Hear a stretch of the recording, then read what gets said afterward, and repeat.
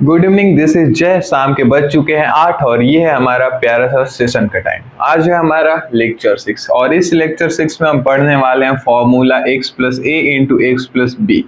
ये जो फॉर्मूला कल हमारे लेक्चर में छूट गया था, उसके बाद हम इसमें करेंगे एनसीईआरटी के एग्जाम्पल। यहाँ पे है x प्लस ए इंटू एक्स प्लस बी, ये होगा हमारा एक्स स्क्वायर प्लस का ए प्लस का बी इंटू एक्स, लास्ट में ए इंटू बी ए बी। ये है हमारा फॉर्मूला। इसको आप साइड में चाहो तो कहीं पे लिख लो। यहाँ पे x के साथ a एडिशन में इंटू एक्स प्लस बी, ये हो गया एक्स स्क्वायर प्लस ए प्लस बी इंटू एक्स, ये वाला एक टर्म, और इंटू ए बी लास्ट में। स्क्रीनशॉट ले लो और कहीं लिख लो। और चलो चलते हैं क्वेश्चन पे डायरेक्ट। तो हमारे पास आ चुके हैं क्वेश्चन नंबर 1 और क्वेश्चन नंबर 2। यहाँ पे क्यों, अभी आपको समझाता हूँ। ये क्वेश्चन नंबर 2 मैंने क्यों लिया, इधर आप देखने की कोशिश करो। लेक्चर 5 में हमने क्या किया था, यहाँ पे ये एक्स स्क्वायर ऐसे ही रहने दिया था, ये 8x, और इसको कुछ स्क्वायर के टर्म में लिख दिया था। 16 है तो इसको हम लिख दिए थे 4 का स्क्वायर, ठीक है। अब ये किसी आइडेंटिटी के साथ मैच कर रहा है, हाँ, ये a प्लस बी का होल स्क्वायर, ए स्क्वायर प्लस 2ab प्लस का बी स्क्वायर। अब इधर ये चीज करने की कोशिश करो जरा। यहाँ पे एक्स स्क्वायर है, ये 5x है, पर ये जो 6 है इसको किसी नंबर के स्क्वायर के फॉर्म में लिख सकते हो क्या? 3 का स्क्वायर 9 होता है, 2 का 4 होता है, तो ये तो 6 नहीं है। मतलब ये जो गिवन एक्सप्रेशन है हमारे पास, ये एक परफेक्ट स्क्वायर नहीं है, ये एक परफेक्ट स्क्वायर नहीं है, क्योंकि यहाँ पे ये जो लास्ट वाला टर्म है ये कोई स्क्वायर बन ही नहीं रहा है। यहाँ पे देखो, x square plus 8x plus 16, ये 4 का स्क्वायर बन रहा है, तो ये जो हमारे गिवन एक्सप्रेशन है ये एक परफेक्ट स्क्वायर है। जब हमारे पास कोई एक्सप्रेशन ऐसा है जो कि परफेक्ट स्क्वायर ना हो और उसे हमें फैक्टराइज करना हो, तब हम ये फोर्थ वाले आइडेंटिटी का इस्तेमाल करते हैं। अब आप आराम से देखो, यहाँ पे है हमारे पास 6 जो कि एक परफेक्ट स्क्वायर नहीं है। हमारे पास आइडेंटिटी क्या है, अगर x प्लस ए इंटू एक्स प्लस बी रहता है तो हम लिखते हैं एक्स स्क्वायर प्लस का a plus b into x plus का ए बी, ये हमारे पास आइडेंटिटी है। अब इसका इस्तेमाल करते हैं कैसे, ये जो हमारे पास एक्स स्क्वायर प्लस का 5x प्लस का 6 है, ये इस चीज से कंपेयर कर देते हैं। ये है हमारा एक्स स्क्वायर प्लस का a plus b into x plus का एक्स स्क्वायर, या सॉरी ए बी। यहाँ पे हम इसके साथ कंपेयर करते हैं ना। अब देखो, एक्स स्क्वायर का वैल्यू, यहाँ पे x का वैल्यू x है, इधर देखो a प्लस बी, दो नंबर का सम, यहाँ पे 5x है, ऐसे a plus b into x को कंपेयर करोगे तो ये है 5x, x से x कट जाएगा तो a प्लस दो नंबर का सम हमारे पास 5 है, a प्लस b का सम 5 है। अब इधर आओ, यहाँ पे a into b equal to 6 है, यानी दो नंबर का प्रोडक्ट हमारे पास 6 है। हमें क्या फाइंड करना है, a का वैल्यू क्या होगा और b का वैल्यू क्या होगा। इधर आ जाओ, a into b equal to 6, इतना कुछ हो गया हमारे पास। अब हमें एक ऐसा नंबर निकालना है जिनका प्रोडक्ट करे तो 6, सम करे तो 5। तो एक काम करो, आप 6 का प्राइम फैक्टराइज कर दो। 6 को प्राइम फैक्टराइज करोगे तो 2 से 3 टाइम में, 3 से 1 टाइम में, 2 इंटू 3 नंबर हमारे पास आ रहे हैं 2 इंटू 3। अगर 2 इंटू 3 करे तो हमारे पास 6 आ जाएगा, 2 प्लस 3 करे तो हमारे पास 5 आ जाएगा। a इंटू बी, 2 इंटू 3 6, और a प्लस बी यानी 2 प्लस 3 इक्वल टू 5, इस चीज को सेटिस्फाई कर रहा है, दिख रहा है नीचे आपको। तो हम a का वैल्यू ले लेते हैं 2 और b का वैल्यू ले लेते हैं 3। यहाँ तक क्लियर है। अब हमारे पास a का वैल्यू 2 आ चुका है, b का वैल्यू 3 आ चुका है। x का वैल्यू क्या होगा, x का वैल्यू क्या होगा, x यहाँ पे देखो, x वाले टर्म x स्क्वायर, x वाले टर्म के साथ कुछ है क्या, नहीं, x वाले टर्म के साथ कुछ नहीं है, x वाला टर्म हमारा ऐसे ही ब्लैंक है। आप चाहो तो इसे बोल सकते हो कि ये 1x है, ठीक है। अब आप लिख सकते हो इसे, जब हमारे पास ये इस आइडेंटिटीज में है, इस वाले आइडेंटिटीज, हम इसे लिख सकते हैं x प्लस ए इंटू एक्स प्लस का b। x का वैल्यू हमारे पास x ही है जो कि 1 है, और a का वैल्यू है 2 और b का वैल्यू है 3। ये है हमारा फैक्टराइजेशन, यहाँ पे होता है कंप्लीट। अब थोड़ा सा एक बार और रिकैप करवा दें कि यहाँ पे हमने क्या किया। सबसे पहले हमने स्क्वायर वाले तरीके से इसको फैक्टराइज करने का कोशिश किया, पर हमने देखा कि ये 6 एक परफेक्ट स्क्वायर नहीं है। तो मतलब ये जो एक्सप्रेशन है ये किसी स्क्वायर का एक्सप्रेशन नहीं है, यानी परफेक्ट स्क्वायर नहीं है। तो जब हमारे पास परफेक्ट स्क्वायर नहीं होता है तो हम इस आइडेंटिटी का इस्तेमाल करते हैं, x plus A into x plus B equal to X square plus का ए बी इंटू एक्स प्लस का ए इंटू बी, ठीक है। अब हमने सोचा कि ये जो गिवन है ये है x square plus 5x plus 6, ये है। इसके साथ कंपेयर किया, कंपेयर करने पे हमारे पास दो नंबर का सम 5 आ रहा है a प्लस बी का, और a इंटू बी का प्रोडक्ट 6 आ रहा है। 6 को प्राइम फैक्टराइज किया, 2 3 आया। तो हमने सोचा कि 2 इंटू 3 6 और 2 प्लस 3 इक्वल टू 5, इसके साथ फुलफिल कर गया। तो a का वैल्यू 2, b का वैल्यू 3 और x का वैल्यू x ही रहने दिया। अब ये फॉर्मूला, ये फॉर्मूला, इसको हम लिख सकते हैं x प्लस ए इंटू एक्स प्लस बी। उसी तरीके से हमने लिखा है x plus A into x plus b. x a का वैल्यू 2 है तो x प्लस 2, x b का वैल्यू 3 है तो x प्लस का 3, और ये एक्सप्रेशन हमारा ये वाला फैक्टराइज हो गया x plus 2 into x plus 3 में। तो आ चुका है हमारे पास क्वेश्चन नंबर 2। क्वेश्चन नंबर 2 है Y square minus 7y plus का 2a। ये हमारे पास जो एक्सप्रेशन है ये परफेक्ट स्क्वायर नहीं है। परफेक्ट स्क्वायर नहीं है तो हम इसको इस फॉर्मूले, इस आइडेंटिटी पे फैक्टराइज करेंगे। हम इसे कंपेयर कर देते कि ये है एक्स स्क्वायर प्लस का a plus b into x plus का a इंटू बी से, ठीक है। हमें यहाँ पे पहला स्टेप कंपेयर का था, दूसरा स्टेप में ए बी दो नंबर का प्रोडक्ट और दो नंबर का सम क्या है। दो नंबर का प्रोडक्ट देखना है तो ये देखो a इंटू बी 12 है दो नंबर का प्रोडक्ट, और दो नंबर का सम कितना है, यहाँ पे दो नंबर a इंटू बी 12 है, दो नंबर का प्रोडक्ट 12 है, और दो नंबर का सम हमारे पास है -7। ये x इसके साथ कंपेयर कर लो आप, a प्लस बी -7 है, तो दो नंबर का सम -7, दो नंबर का प्रोडक्ट 12 आना चाहिए। तो एक काम करो, आप 12 को प्राइम फैक्टराइज कर दो। 12 को 2 से डिवाइड करोगे तो 6 टाइम में, 3 से डिवाइड करोगे 2 टाइम में, 2 से अगेन डिवाइड करोगे 1 टाइम में, तो 2 3 2। या तो हमारे पास पॉसिबिलिटी हो सकता है 2 3 जा 6 और इंटू 2 6 इंटू 2, दो नंबर का प्रोडक्ट 12 आ जाएगा, पर 6 प्लस 2 तो हमारे पास 8 आ रहा है, हमें चाहिए -7, तो ये तो हमारे पास काम नहीं करेगा। दूसरा सोचते हैं, 2 2 जा 4 3 जा 12, 4 into 3 equal to 12, 4 plus 3 equal to 7। ये मिलता जुलता है, पर हमें दो नंबर का सम -7 चाहिए। दो नंबर का सम -7 चाहिए, तो आप एक काम करो, इसको ऐसे ही रहने दो, इसको थोड़ा मॉडिफाई कर दो।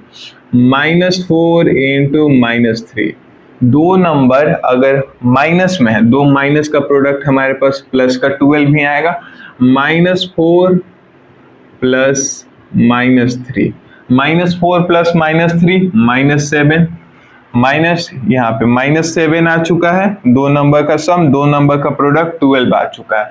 मतलब हमारे जो a का वैल्यू है यहाँ से ये निकल कर आया, a का वैल्यू हमारे पास -4 है, b का वैल्यू -3 है, ठीक है। अब हमारे पास a का वैल्यू आ चुका है, b का वैल्यू आ चुका है, तो हम इसे पुट कर देते हैं यहाँ पे। ये होता है, अगर इसे फैक्टराइज करें तो x plus a into x plus का b, ठीक है, x, ठीक है।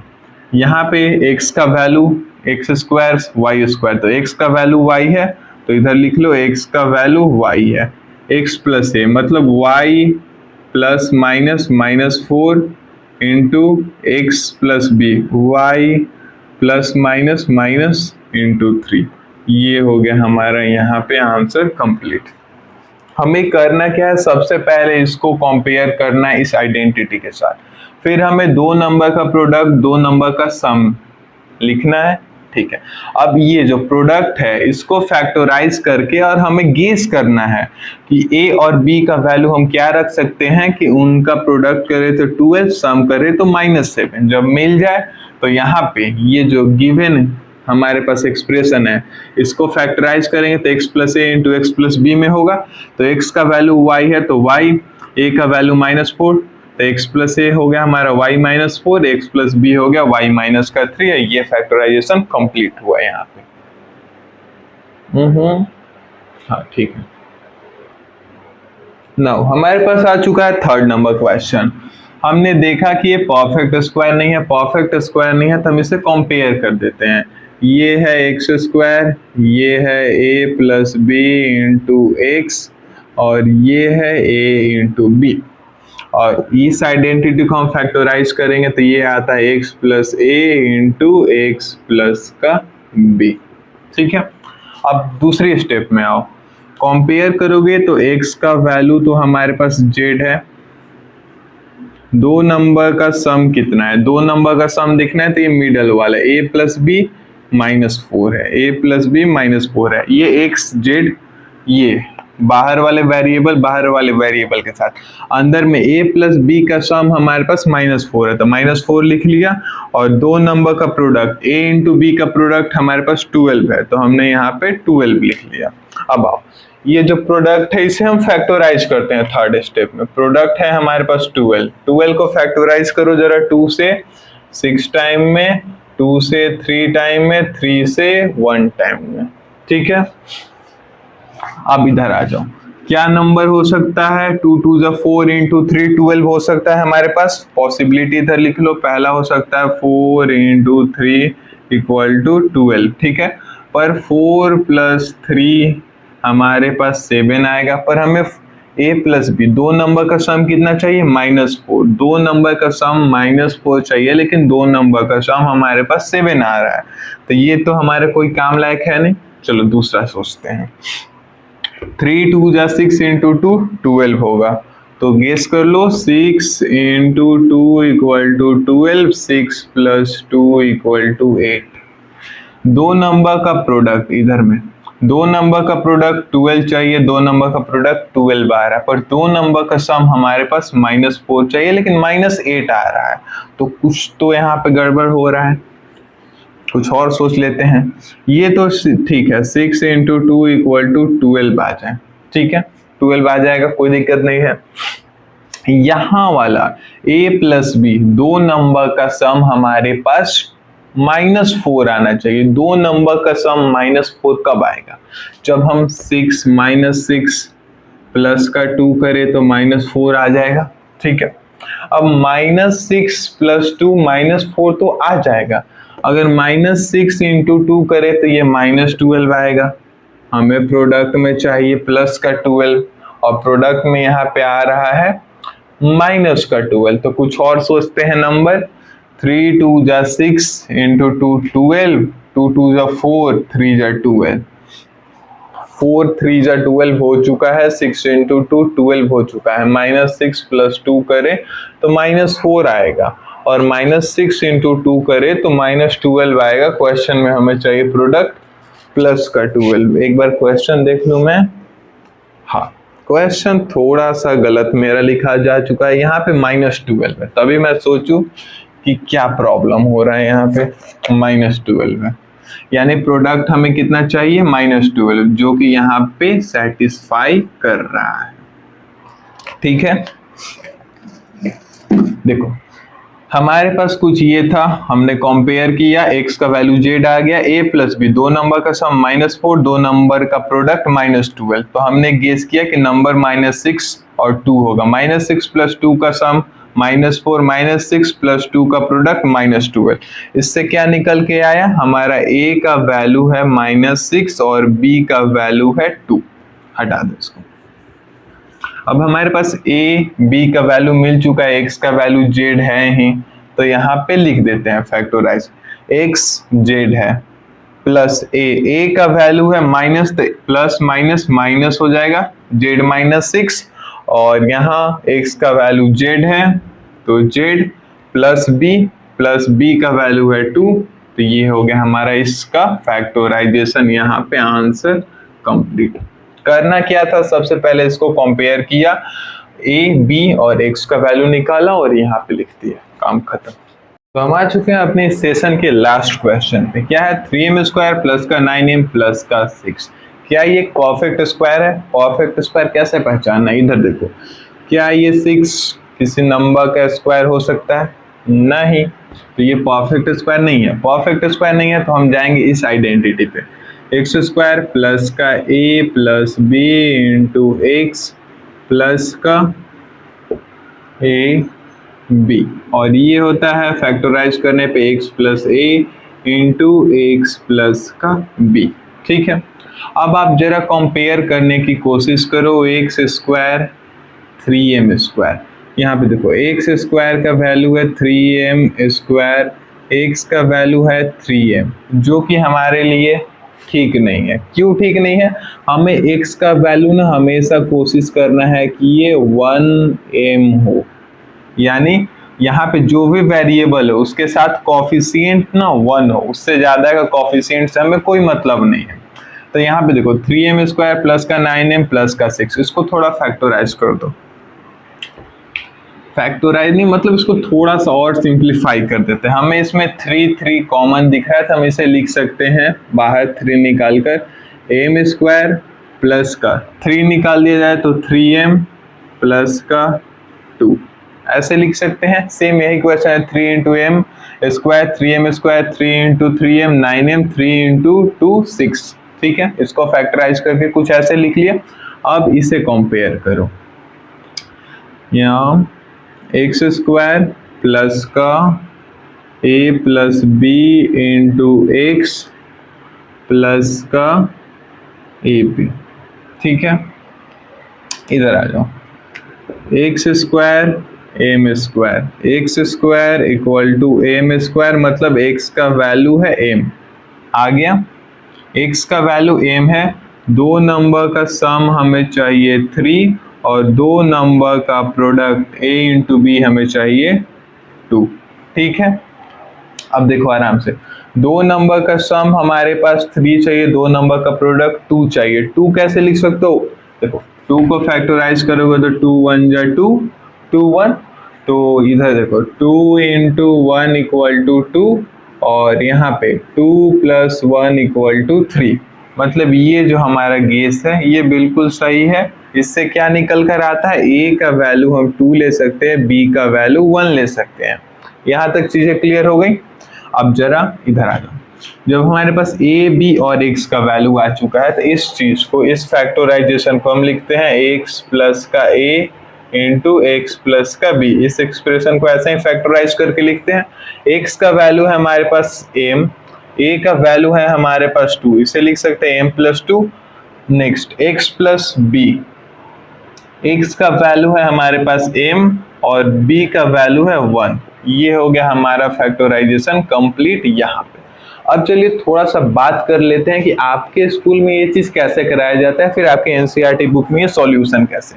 यहाँ तक ये ठीक है। अब देखो जरा, इस 3 से हमें कोई लेना देना नहीं है, हमें यहाँ से मतलब था।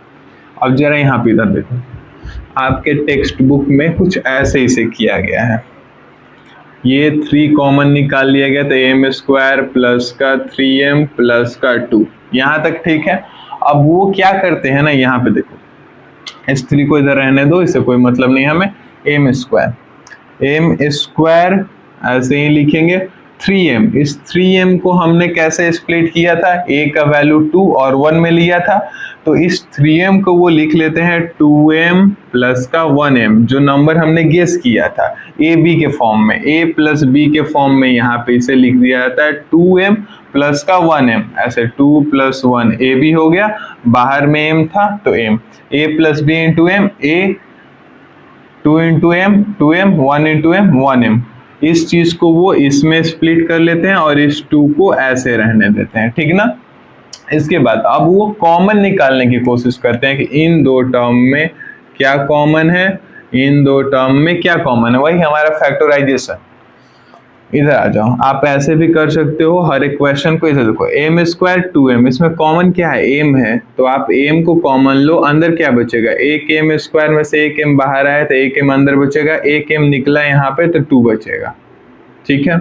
इधर इसमें कॉमन क्या है, 1m प्लस का 2, इसमें कॉमन क्या है 1 है, मतलब कि इनमें कॉमन सिर्फ 1 के अलावा और कुछ नहीं है, तो यहाँ पे बचेगा m, यहाँ पे बचेगा 2, ठीक है। इस वाले कर्ली ब्रैकेट में देखने की कोशिश करो, यहाँ पे कुछ कॉमन टर्म दिख रहा है क्या, हाँ m प्लस 2 m प्लस 2, तो आप कर्ली ब्रैकेट के बाहर m प्लस 2 निकाल लो, तो कर्ली ब्रैकेट के अंदर क्या बचेगा, m प्लस 2 को जब आपने बाहर निकाल लिया तो अंदर m बचा m, ठीक है। इधर देखो m प्लस 2 को बाहर निकाल लिया तो अंदर क्या बचा m प्लस 1, हो गया ये फैक्टराइजेशन कंप्लीट। ऐसे भी आप चाहो तो कर सकते हो, वरना इससे पहले जैसे मैंने बताया था आप वैसे भी कर सकते हो। हालांकि ये एग्जाम्पल का क्वेश्चन है तो मैंने आइडेंटिटी से आपको कंपेयर करके निकालना सिखाया। इसके बाद जब हम एक्सरसाइज क्वेश्चन करेंगे तो उसको ऐसे ही सॉल्व करेंगे, क्योंकि आपके हो सकता है मार्क्स ऐसे ही मिले। तो चलिए ये लेक्चर यहाँ पे खत्म होता है, मिलते हैं नेक्स्ट लेक्चर में, तब तक के लिए गुड नाइट, बाय।